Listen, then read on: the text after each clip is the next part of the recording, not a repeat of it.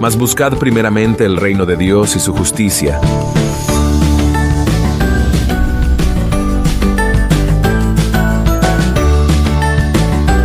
Enfoque correcto.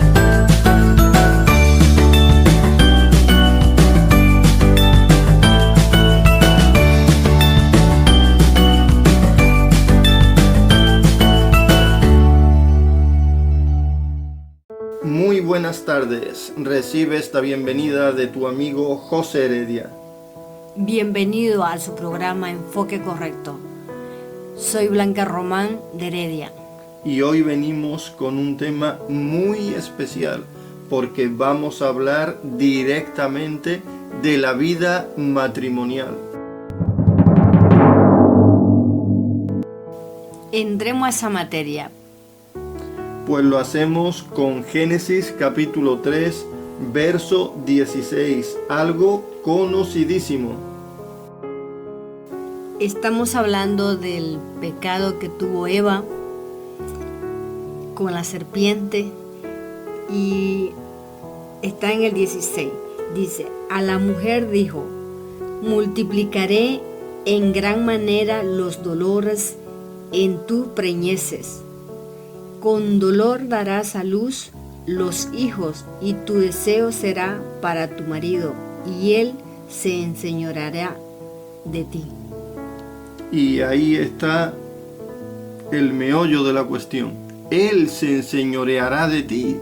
Alguien que no es perfecto, porque pecó también Adán, ¿no?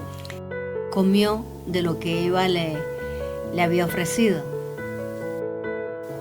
Así que bíblicamente podemos decir que la vida conyugal es la unión de dos seres imperfectos que van a tener que permanecer en unidad. Y algo importante veía Dios aquí, no importante, sino esencial. El Señor sabía que tanto Adán como Eva debían seguir manteniendo una relación. De hecho, no solamente nosotros los creyentes, cristianos, hijos de Dios, sino aún los que no practican la verdad, también ellos saben que de la relación entre el hombre y la mujer depende la continuidad de la especie. O sea, si no hay relación entre el hombre y la mujer, se acabó la vida, se acabó la raza humana. Pero no solamente es eso, no se trata solamente de extinción, de mantener una especie, sino algo vital que a lo largo del programa vamos a ir viendo. Es algo que tiene que ver con la esencia misma de Dios, porque al pecar Adán y Eva de alguna manera fueron degenerados, se degradaron, ¿verdad? Y esa degradación fue a causa de ese pecado. Claro, y de ahí, de ese pecado que cometió primero Eva y luego Adán, pues se desprende lo que podemos llamar el sistema operacional que normalmente entendemos como matrimonio, que el hombre es la cabeza, que el hombre tiene la autoridad, que él se enseñoreará de ella, ¿verdad? Pero no debe ser muy cómodo para la mujer. Sí, porque según quién es tu cabeza o quién te está gobernando. Claro, porque cuando dice se enseñoreará de ti, está hablando de gobernar, de reinar, de ejercer autoridad, y como que la mujer toma ahí un papel secundario. Es algo innegable, según lo que estamos leyendo, ¿no? Y comprendemos. Usted tiene que tomar en cuenta que estamos hablando de la iglesia y Cristo, pero lo vamos a llevar para poder entenderlo, hablar un poco del matrimonio. Así que estamos hablando de la vida conyugal, pero tomándola como ejemplo, o sea, una sombra y figura de la relación entre Cristo y su iglesia. Porque venimos hablando de la boda del Cordero, de que el Señor es en ese caso el marido, el amado, la iglesia, que somos nosotros, ¿no? Pues somos la esposa, y de todo eso es lo que queremos continuar ampliando el panorama y teniendo una mayor conciencia y una claridad. La claridad que nos está trayendo a través de la palabra, porque vamos a ir desglosando y vamos a ir entendiendo que Cristo ya va a ir dándonos esa esencia de cómo gobernar, de cómo ser gobernada. ¿Cómo va a ser nuestra vida amorosa, nuestra relación con Él como esposa? Sí, porque cuando ya nosotros entendamos, vamos a decir, es verdad, yo me quiero sujetar a aquel, pero lo vamos a ir viendo a través de la palabra. Poco a poco y a la luz de la palabra. La sedujo a Eva para que pecara, porque Eva estaba tranquila, pero vino la serpiente y la sedujo para que pecara y así también pecara su marido. Bueno, estaba tranquila hasta que pecó y Dios dijo, Él se enseñoreará de ti. Así que bueno, no vamos a hablar en este momento de la vida tranquila de Eva y de Adán antes del pecado. Vamos a recalcar ahora el problema, la caída. O sea, que la vida conyugal que tradicionalmente viene desarrollando el ser humano es consecuencia del pecado, no es lo original. Acabamos de decir que debían tener una vida más tranquila o agradable, ¿verdad? Y el mayor problema no viene de parte del hombre ni de la mujer, sino que se llama pecado. El hombre ni la mujer lo puede solucionar, solamente Cristo Jesús. O sea, que Jesucristo debe producir un cambio radical en la vida de todo matrimonio. Gracias a Jesucristo tenemos el perdón de nuestro pecado, que Él es el que nos limpia. Nos limpia de toda maldad. Pues entonces ya mencionamos ese verso tan importante que está en el Evangelio según San Juan, ¿no? Para ver cómo Jesucristo es el Cordero de Dios que quita el pecado del mundo. En el 16 dice, porque de tal manera amó Dios al mundo que ha dado a su Hijo unigénito para que todo aquel que en Él cree no se pierda, mas tenga vida eterna. Y en el 18, en el principio, el que en Él cree no es condenado. El que cree en Jesucristo no es condenado. ¿Y qué hemos visto que es el hecho de que el hombre se enseñoree de la mujer? Es la consecuencia del pecado, es un castigo, es una condena, cosa que debería producir, como venimos diciendo, ¿no? Un cambio impresionante en la vida conyugal. Dios quiere erradicar todo ese pecado en nosotros para que seamos libres y creamos en nuestro Señor Jesucristo. Jesucristo pagó la culpa de nuestro pecado. Y no solamente del hombre, también de la mujer, claro está. Así que la mujer no debería de estar obligada, o sea, el hombre no debería enseñorearse sí o sí sobre la mujer, si estamos hablando, por supuesto, de un matrimonio que cree en las Sagradas Escrituras, que ha conocido al Señor y que ha sido limpiado por su sangre. Y que Jesús ya llevó nuestros pecados y toda nuestra culpabilidad en la cruz del Calvario. Ahora, esto suena muy fuerte, yo lo sé, para mucha gente, porque sobre todo los varones tienen muy metido en mente que la Biblia dice que el varón es cabeza de la mujer. Pero ojo que también dice que Cristo es la cabeza de la iglesia, pero Cristo no obliga a nadie. Es solamente por amor a Él, que Él ya nos perdonó de antemano ya. Bueno, ya vamos a ir atando algunos cabos sueltos. Al comienzo decíamos que algo muy importante veía Dios en la relación del hombre y la mujer. Dios quería salvar la relación del hombre y la mujer. ¿Por qué? Porque Dios es amor. No funciona la familia, no funciona el matrimonio, no funciona la sociedad. Todo se complica sobremanera cuando no está Dios en nuestra historia, en el día a día del ser humano.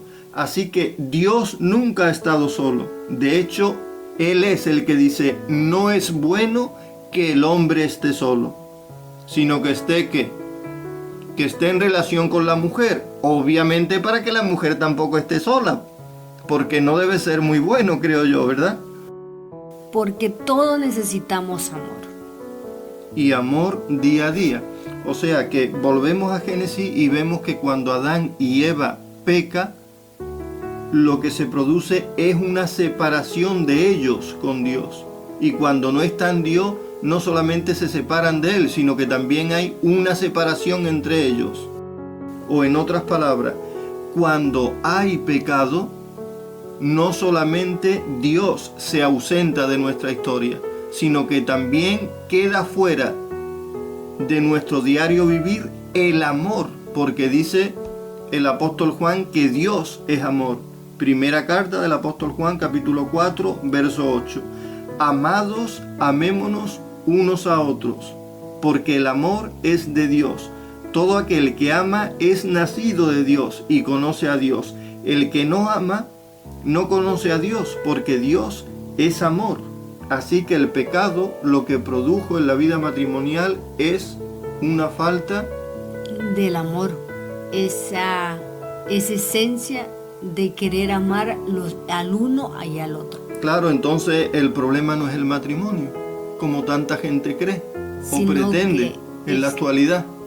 El amor de Dios en nuestros hogares. Claro, es como si decimos ahora, no, porque los vehículos son muy pesados y los vehículos son muy incómodos. Claro, muy pesado, muy incómodo, muy grande, el material no es ligero. Si pretendemos que los vehículos en la actualidad se muevan como se movían en la época de Pedro Picapiedra y Pablo Mármol, así con los pies, ¿no? Entonces no es problema que los vehículos sean tal y como lo conocemos ahora, siempre y cuando haya combustible. Lo que no podemos decir es que el matrimonio no está bien, no es conveniente, no aporta nada, sencillamente porque no sabemos amar. Y necesitamos el amor de Dios. Sin el amor de Dios no se puede conformar una familia, no se puede conformar muchas cosas, incluso en nosotros mismos, en nuestro día a día, estando soltero, estando casado, buscar el amor de Dios en nuestra vida. Bueno, pues entonces, volviendo al tema, a la línea que venimos trayendo, ahora podemos decir que la vida conyugal de Adán y Eva antes del pecado era satisfactoria, era buena. No solamente que vivían tranquilos, era una vida agradable, conveniente. Agradable y que lo compartían todo. Y veremos una historia muy conocida que le dice, hasta la mitad de mi reino te daría. Bueno, entonces vamos a ir al libro de Esther, ¿no? Así. Al libro de Esther, ¿qué capítulo? 5:3. Y dijo el rey, ¿qué tienes, reina Esther? ¿Cuál es tu petición? Hasta la mitad del reino se te dará. Este era un buen hombre. Vamos a recordar un poco la historia, porque en este mismo libro de Esther, en el capítulo 1, vemos como este hombre, el rey Asuero, que reinaba desde la India hasta Etiopía, sobre 127 provincias, pues se le ocurrió la idea en el tercer año de su reinado hacer un banquete a todos sus príncipes y cortesanos. Era un gran rey, tenía un patrimonio impresionante, estamos hablando de un imperio. Y este hombre iba a dar la mitad de su imperio, ¿a quién? A la reina Esther, a su esposa. ¿Acaso eran iguales? ¿Acaso tenían el mismo derecho? ¿No había diferencia entre ellos? ¿Cómo este hombre, teniendo un patrimonio tan mayúsculo, estaba dispuesto a compartirlo todo con ella? Era un hombre bueno porque mire, vamos a leer en el capítulo 1, verso 10. Dice, el séptimo día, estando el corazón del rey alegre del vino, mandó a Meumán, Bizta, Arbona, Bigta, Abagta, Setar y Carcas, 7 eunucos que servían delante del rey Asuero, que trajesen a la reina Vasti, o sea, a su esposa, ¿no? Que trajesen a la reina Vasti a la presencia del rey con la corona regia, para mostrar a los pueblos y a los príncipes su belleza, porque era hermosa. Era un hombre que la amaba. El rey amaba a la reina. Pero mire lo que ocurre. Verso 12. Mas la reina Vasti no quiso comparecer a la orden del rey enviada por medio de los eunucos. Y el rey se enojó mucho y se encendió en ira. Bueno, lo que ocurre aquí es que se produce el divorcio, ¿no? Se produce el divorcio en el capítulo 2. Vemos que otra mujer ocupa el lugar de la que era la reina Vasti. En este caso es Esther. Y el rey le dice algo en el capítulo 5 y verso 3, ¿no? En el capítulo 2 y verso 17 dice, y el rey amó a Esther más que a todas las otras mujeres, y halló ella gracia y benevolencia delante de él más que todas las demás vírgenes, y puso la corona real en su cabeza, y la hizo reina en lugar de Vasti. Así que ahora la reina es Esther. ¿Y qué le dice en el capítulo 5 y verso 3 el rey Asuero a su esposa, a la reina Esther? Y dijo el rey, ¿qué tienes, reina Esther? ¿Y cuál es tu petición? Hasta la mitad del reino se te dará. Bueno, pero algunos podrán decir, no, esto no es eso lo que significa, no es que el hombre y la mujer son iguales, que no hay diferencia entre ellos, que tienen la misma autoridad, que son igual vistos ante los ojos del Señor. Bueno, pues entonces, y este rey hemos dicho que era bueno, pero ahora vamos a ver el caso contrario. Vamos a leer en el Evangelio según Marcos, capítulo 6 y verso 23, porque hay otra historia que coincide en algo con esto que estamos viendo. En el 23, y le dijo, todo lo que pidas te daré, hasta la mitad de mi reino. Bueno, pues aquí estamos hablando de un hombre pecador, porque convivía con la mujer de su hermano. Entonces, el día de su cumpleaños, del cumpleaños de él, la hija de esta mujer que él tomó como esposa, aunque era la mujer de su hermano, danzó, dice, y le agradó. Lo leemos en el verso 22, dice, entrando la hija de Herodías, danzó y agradó a Herodes y a los que estaban con él a la mesa. Y el rey dijo a la muchacha, pídeme lo que quieras y yo te lo daré. Entonces vemos que este hombre vivía en pecado, así como Juan el Bautista le señalaba, ¿no? Pero cuando la muchacha dice que danzó y le agradó, entonces él tiene una reacción. Y es que parece ser que cuando un hombre quiere reconocer a alguien como una completa mujer, está dispuesto a darle ¿qué? Hasta la mitad de su reino. Es como si estuviese diciendo, no pienso que merezcas menos que yo. Y eso nos recuerda a Jesucristo, porque a Él no le importa dar su vida para que nosotros vivamos. Él comparte todo con nosotros. Él nos ama sin límite. Él nos da su nombre. Todo lo que a Él le pertenece va a ser nuestro, ya no solamente hasta la mitad de su reino, sino todo, absolutamente todo lo vamos a compartir, aún su gloria. Y a Dios no le importa qué tipo de pecado nosotros hayamos hecho, porque dice que el Herodes estaba con su hermano, con la esposa de su hermano, o sea que era un pecado gravísimo, se podría decir así. Entonces eso quiere decir que Dios, mucho más Dios nos quiere entregar. Si Él, estando en pecado, le entregó la mitad a la muchacha, Dios nos está entregando todo, y esta es nuestra oportunidad para que nosotros nos acerquemos con más amor hacia Dios, porque Él ya nos dio un amor perfecto. Ahora nosotros reaccionar a ese amor. Así es, todos somos pecadores, pero venimos diciendo que Jesucristo es el Cordero de Dios que quita el pecado del mundo. Así que fíjese cuál es la manera de actuar un marido, un hombre que ama a una mujer. Venimos diciendo que el pecado lo que ha hecho es quitar de la relación matrimonial y de la vida del ser humano en general al amor y a Dios. Dios es amor, pero Él nos ama tanto que nos da todo. El que no escatimó ni a su propio Hijo, sino que lo entregó por todos nosotros, ¿cómo no nos dará también con Él todas las cosas? Está en Romanos 8:32. Dios Padre, al entregarnos a su Hijo Jesucristo, nos ha dado con Él todas las cosas. Con Jesucristo, la iglesia, su esposa, tiene todas las cosas. En el principio leímos del pecado de Adán y de Eva.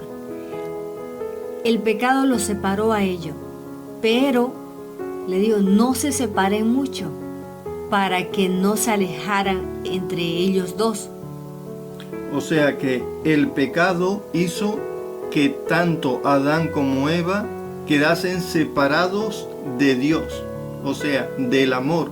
Por lo tanto, entre ellos dos también se produjo una separación, una ausencia de amor. Y viene Dios diciéndole a Eva, Él se enseñoreará de ti. O sea, una vida independiente, olvídate. ¿Por qué Dios no quería que ese distanciamiento fuese en aumento? Porque Él tenía preparado un plan contra el pecado. Estaba profetizado que el Señor Jesucristo, el Cordero de Dios que quita el pecado del mundo, iba a venir. Y entonces no solamente iba a ser diferente, mejor, gloriosa la relación matrimonial, sino todas las relaciones del ser humano. ¿Cómo sería antes del pecado?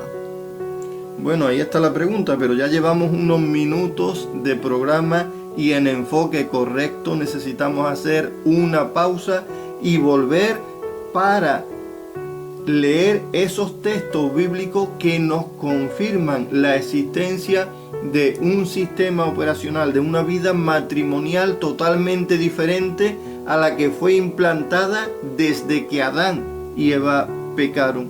Vamos a ver lo que había anteriormente, ese mismo nivel de relación que vamos a tener nosotros, la iglesia, la esposa de Jesucristo con Él. Pero lo vamos a hacer después de una pequeña pausa. Enseguida volvemos. Onda Infinita, desde Torremolinos, transmitiendo para el mundo.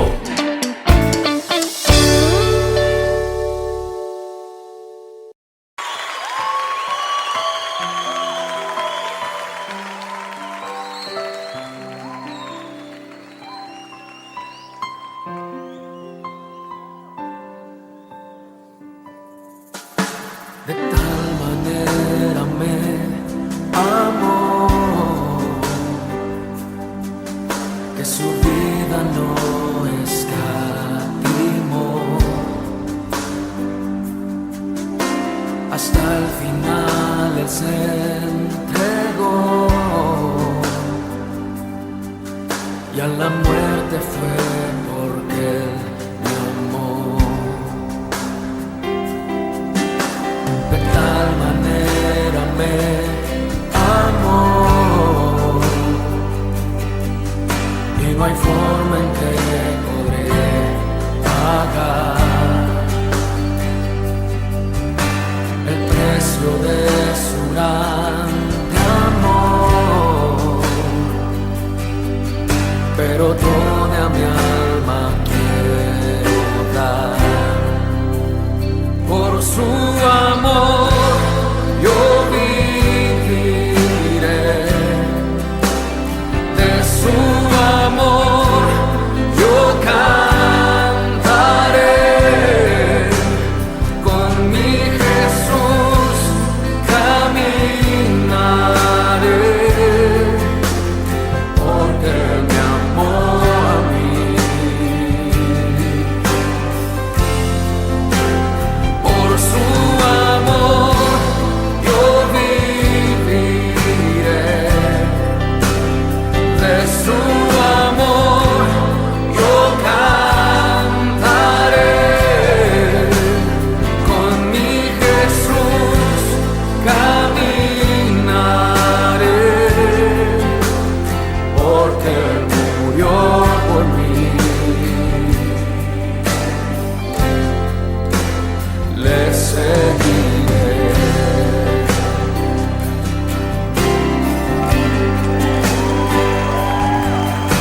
De tal manera me amó que su vida no escatimó, hasta el final Él se entregó, y a la muerte fue porque Él me amó. De tal manera me amó, y no hay forma en que podré pagar el precio de su grande amor, pero toda mi alma quiero dar. Por su amor yo viviré, de su amor yo cantaré, con mi Jesús caminaré, porque me amó a mí. Por su amor yo viviré, de su amor yo cantaré, con mi Jesús caminaré, porque Él murió por mí. Le seguiré,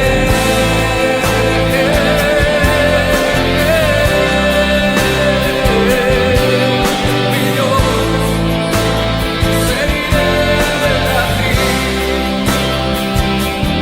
te amaré. Por su amor yo viviré, de su amor yo cantaré, con mi Jesús caminaré, porque me amó a mí. Por su amor yo viviré, de su amor yo cantaré, y con mi Jesús caminaré, porque Él murió por mí. Le seguiré, y Señor, yo te seguiré con mi alma, mente y corazón.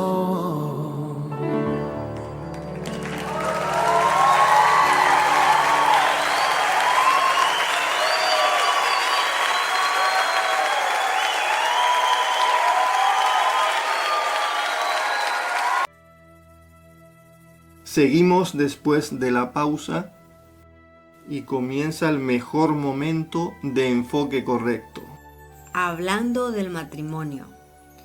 Así que ahora vamos con esos textos que prometimos antes del corte musical para ver, según la Biblia, cuál es ese modelo de matrimonio, ese sistema operacional, como usted le quiera llamar, en el que un matrimonio cristiano, o sea, que están restaurados por el Señor, cuyos pecados les han sido perdonados, para que tengan una vida amorosa, satisfactoria y plena, hay un modelo de matrimonio.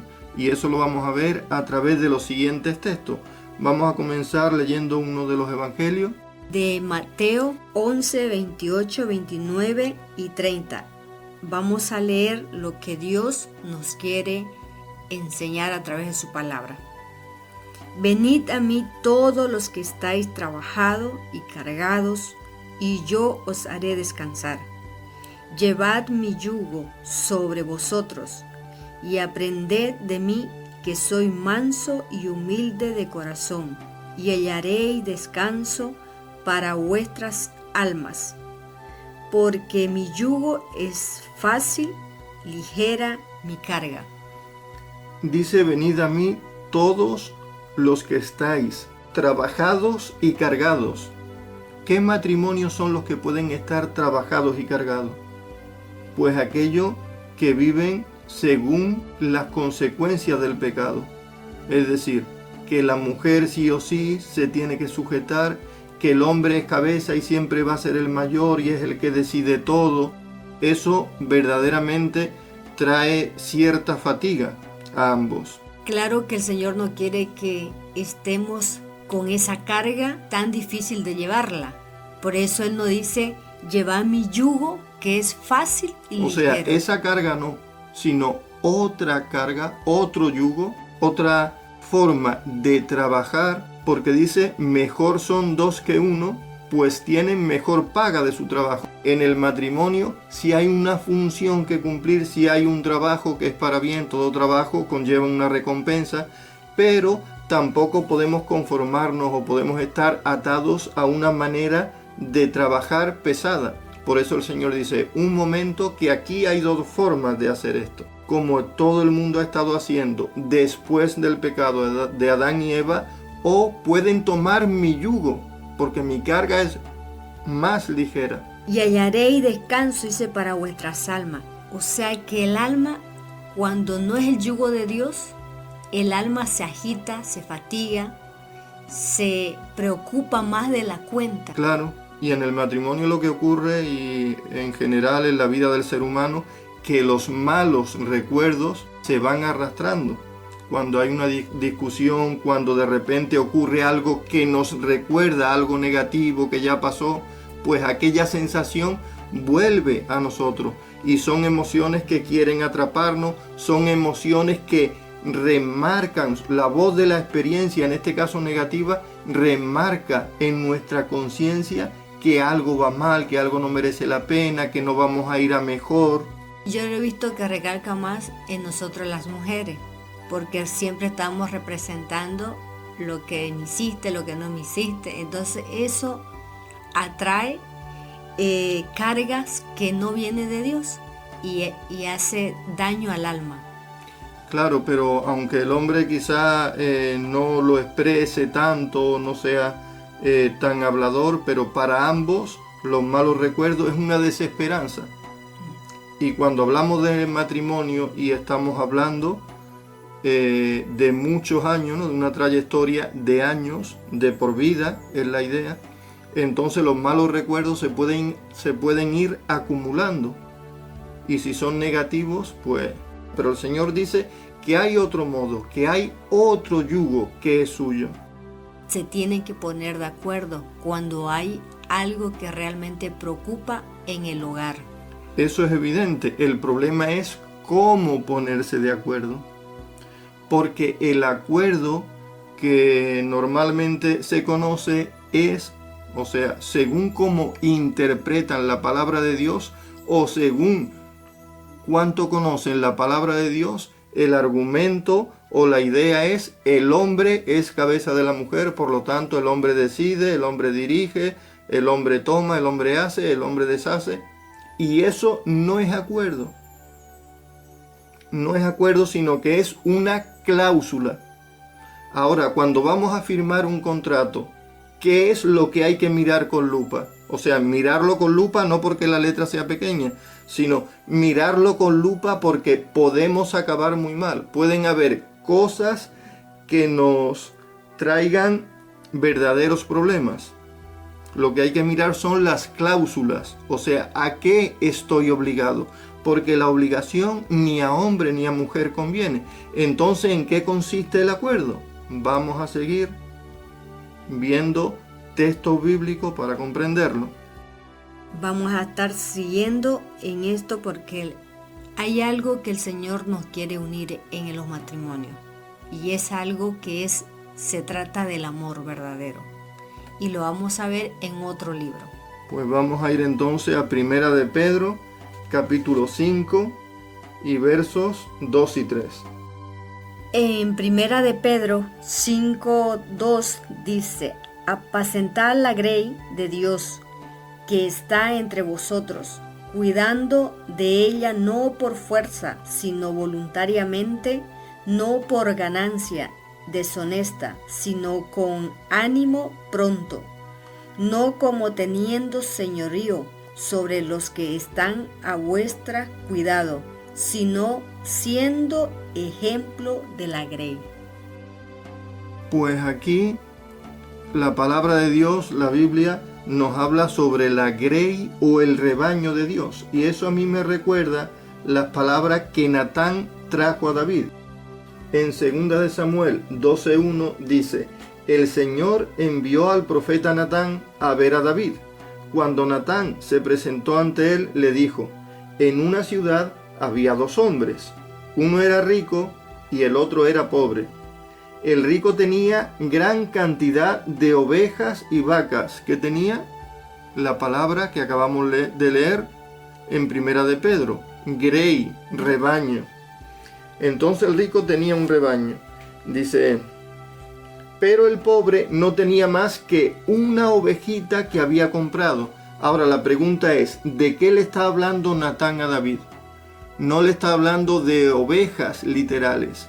Cuando está hablando del pobre, se está refiriendo a Urías el Eteo. No que tenía una oveja, sino que tenía una esposa.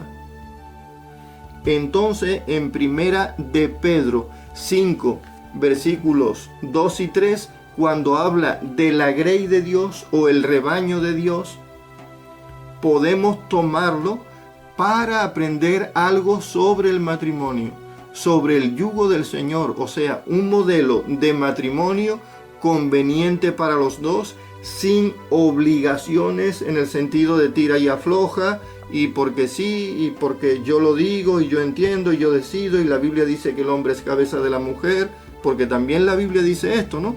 En Primera de Pedro 5:2, apacentad la grey de Dios que está entre vosotros, cuidando de ella, no por fuerza, sino voluntariamente, no por ganancia deshonesta, sino con ánimo pronto.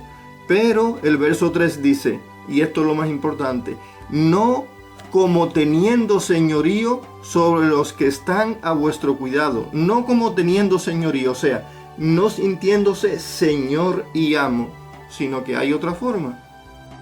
Y ahora vamos a leer ese mismo texto en la versión Dios habla hoy. Dice: cuiden de las ovejas de Dios que han sido puestas a su cargo. Háganlo de buena voluntad, como Dios quiere. Como Dios quiere. Pero ¿qué quiere Dios? ¿Que la mujer esté en pecado y tenga que sujetarse y tenga una vida solamente de pura obediencia eterna a su marido? No es eso lo que Dios quiere, puesto que eso vino a consecuencia del pecado. El Señor lo que quiere, el hombre y la mujer sean restaurados. Somos perdonados en Cristo y regenerados.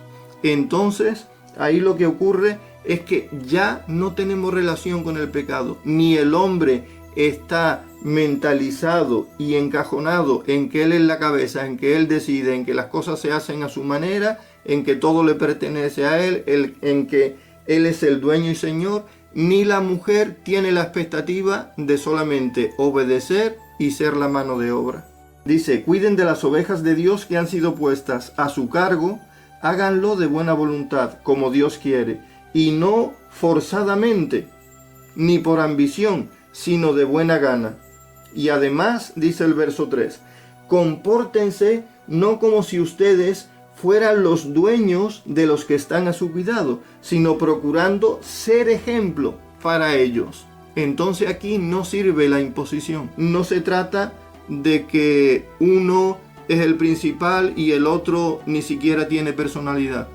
Aquí no se trata de cuál es el mayor, de cuál es el menor. Aquí se trata de ¿qué? De ser ejemplo. ¿Para qué? Es para que el que recibe el ejemplo actúe y sea como ¿quién? Como el primero, como el que da ejemplo. De hecho, la Biblia nos dice que nosotros, la iglesia, la esposa del Cordero, debemos alcanzar la estatura del varón perfecto. O sea, la iglesia va a haber un momento en el que va a alcanzar la estatura de Cristo. Y dice la palabra de Dios que seremos arrebatados y transformados a su imagen. Recuperaremos la imagen que teníamos de Dios. O sea, originalmente entre el Señor y su esposa no había diferencia de imagen. Él no le está diciendo solamente tanto a la mujer o al hombre, sino Él a todos por igual. O sea, en Dios no hay una diferencia ahí, porque dice que seremos transformados a su imagen y semejanza de Él. Muy bien, pues continuamos entonces con esos textos que tenemos y vamos a leer ahora, a ver dónde. Leemos en Juan 14:15. Si me amáis, guardad mis mandamientos. Y en el 23 dice, respondió Jesús y le dijo, el que me ama, mi palabra guardará, y mi Padre le amará, y vendremos a él y haremos morada con él. Y en el 24, el que no me ama, no guarda mis palabras. O sea, en el capítulo 14 y verso 15, ¿cómo dice? Dice, si me amáis, guardad mis mandamientos. No dice, si yo soy la cabeza, si la Biblia dice que os sujetéis, no, dice si qué, si me amáis. Es una cuestión de amor, no de sumisión, no de imposición, no de obligación. Es un yugo muy diferente, pero tenemos todavía que decir lo más importante del amor. Entonces, en el verso 23 dice, y Jesús respondió, el que me ama, mi palabra guardará. ¿Qué hace falta solamente? Amar. ¿Qué hace falta para guardar una palabra? Amar. Amar. Y en el 24, verso 24, el que no me ama, no guarda mis palabras. Está claro que es una cuestión de amor. Pero ahora entonces veamos lo más importante. Mire lo que dice, atención, porque lo habla el apóstol Juan. En su primera carta dice así, en el capítulo 4, verso 19. Nosotros, o sea, la iglesia, le amamos al Señor, a nuestro marido. ¿Por qué? Porque Él nos amó primero. Voy a leerlo otra vez. Primera carta de Juan, capítulo 4, verso 19. Nosotros le amamos porque Él nos amó primero. Entonces, ¿cómo funciona el amor de este modelo de matrimonio, de este yugo del Señor cuya carga es ligera? Un yugo que es fácil. Funciona de la siguiente manera. Él nos ama primero. En respuesta a ese amor, no nos cuesta ¿qué? Agradarle a Él. Pero ya no es una imposición, ya no es una carga pesada, es una cuestión de amor. Así que si queremos un modelo de matrimonio adecuado, que no dé como resultado que ambos estemos cargados y trabajados, cansados y trabajados, como dice el Evangelio de Mateo capítulo 11, verso 29, vamos a tener que el hombre tiene que amar primeramente, en primer lugar, como Cristo el esposo ama a la iglesia. Por eso dice también el apóstol Pablo en la carta a los Efesios, capítulo 5 y verso 25, marido, amad a vuestras mujeres como Cristo amó a la iglesia, ya no dándole la mitad de lo que es suyo, la mitad de su reino, sino entregando o dando su vida por ella, amándola como a sí mismo, sin ninguna diferencia.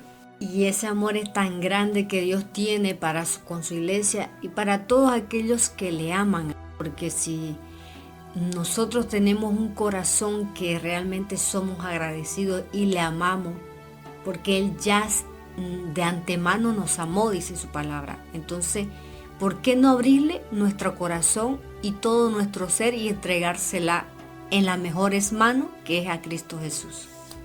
Aleluya. Somos privilegiados de contar con ese amor, de tener un amado como Jesucristo. Nosotros, la iglesia, somos muy bendecidos. Porque no nos da una carga que no podemos llevarla, sino que Él nos da una carga que sí la podemos llevar. No os impondré una carga que no podáis soportar. A los lectores de la Biblia les suenan estas palabras. Amén. Pero la cosa del amor es, y atención a los varones, porque esto sí o sí es para nosotros. Aquí no hay otra historia. Si nosotros pretendemos cosechar algo de nuestra amada sin primero amar, va a ser algo ilegal y se van a pagar consecuencias. Tengo que amar primero. Entonces se cumple la palabra de Dios que diga la esposa: yo amo a mi marido porque él me amó primero. Nosotros le amamos a él porque él nos amó primero, dice el apóstol Juan. Dice, bendiciendo te bendeciré. O sea, hay que bendecir a otra persona para ser bendecidos nosotros. Hay que amar a otra persona para amarnos a nosotros mismos también.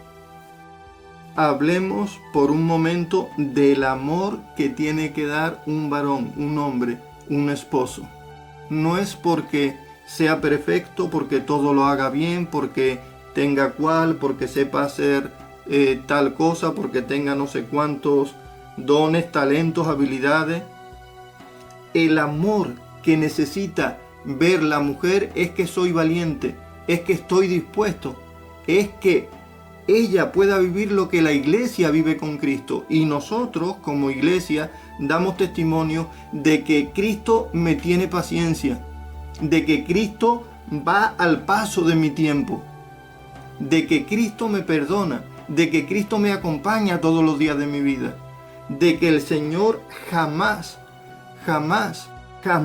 me ha dado la espalda, de que puedo confiar en Él. Es que me ama, lo que necesito es el amor de Él.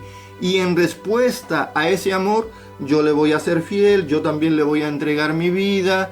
Dice San Juan 14:15, el que me ama guarda mis palabras. Le voy a obedecer su palabra, voy a hacer su voluntad, pero no como un robot, no como alguien que no tiene personalidad, no como alguien que no puede dar su opinión. Lo voy a hacer con gusto, porque sé que es alguien comprensivo, que es alguien amable, que es alguien que desea lo mejor para mí.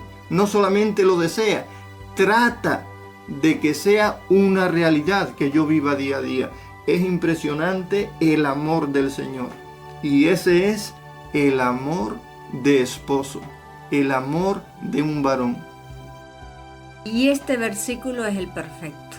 Gálatas 3, 27 y 28. Porque todos los que habéis sido bautizados en Cristo, de Cristo estáis revestidos. Ya no hay judío ni griego, no hay esclavo ni libre, no hay varón ni mujer. ¿Cómo? ¿Que no hay qué? No hay varón ni mujer. Impresionante. Porque todos vosotros sois uno en Cristo Jesús. Aleluya, pues vamos a terminar con esta idea, ¿no? Sabiendo que el hombre y la mujer en un principio eran uno y no había diferencia entre ellos, así que ahora que el Señor sacó a la mujer de Adán, el hombre y la mujer a lo que tienen que volver es al origen, a amarse tanto, y solamente es por medio del amor. No son reglas, no son normas, no es imposición, no se trata de obligaciones, se trata de puro afecto, se trata de amor. Que por medio del amor el hombre y la mujer que vuelvan a ser uno solo, como lo está diciendo en Gálatas. Dice, porque todos vosotros sois uno en Cristo Jesús. O sea, uno solos, como en el Antiguo Testamento. A eso es a lo que tenemos que volver. Esa es la meta que tenemos que alcanzar. Efesios 4:13, que dice, hasta que todos lleguemos a la unidad de la fe y del conocimiento del Hijo de Dios. Y dice, a un varón perfecto, a la medida de la estatura de la plenitud de Cristo. Hasta que todos lleguemos, ¿quiénes? Todos los que formamos la iglesia, la esposa, alcancemos ¿qué? La medida de la plenitud de Cristo, su estatura, hasta que logremos ser ¿qué? Como Él. ¿Tenemos una esperanza de igualdad? Por supuesto que sí. Y cuanto antes la alcancemos o antes abramos nuestro corazón a esa idea, a ese yugo que el Señor nos ha preparado, muchísimo mejor. Es el tiempo de que tú digas, Señor, yo quiero llegar a la estatura del varón perfecto. Amar lo que tú amas y me amas a mí. El Señor va a sanar el corazón, las emociones de mucha gente que está escuchando y que va a escuchar este mensaje, para tener esa valentía, para tener esa amplitud de mente, para sentirse seguros sin una regla, sin una norma a través de la cual quieran asegurar su bienestar personal, condicionando y socavando la vida de otra persona mediante ganancia deshonesta, como dice el apóstol Pedro en su primera carta, capítulo 5, versos 2 y 3, teniendo señorío de ella. La sujeción de la mujer a su marido que vemos en Génesis tras el pecado solamente era una medida para que se mantuviesen cercanos, lo cual da la opción tras la venida de Cristo a que haya un amor verdadero nuevamente, como lo fue en un principio y debió ser siempre. Y este ha sido el programa de Enfoque Correcto de hoy, tomando como ejemplo el matrimonio para comprender la vida amorosa de la iglesia con Cristo y el futuro que nos espera tras las bodas del Cordero. Amén, aleluya. Así que los esperamos en el próximo programa en Enfoque Correcto. Bendiciones. Muchas bendiciones.